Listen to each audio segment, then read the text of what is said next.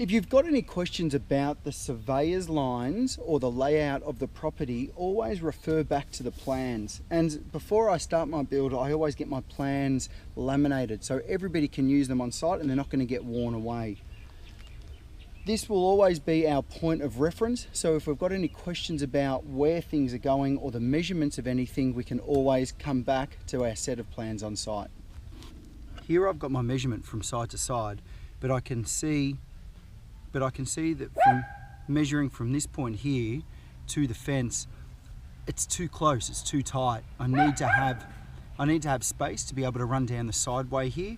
So what I've done is I've brought it in 100 mil and I've reduced the overall living space inside here.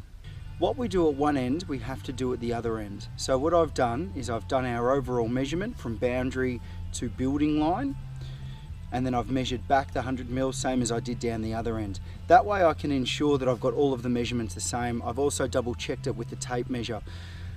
This is as far as I can go really by myself. I need to have 2 people from this point on, because now I need to start getting my string lines correct in both directions of ensuring that everything is square and correct.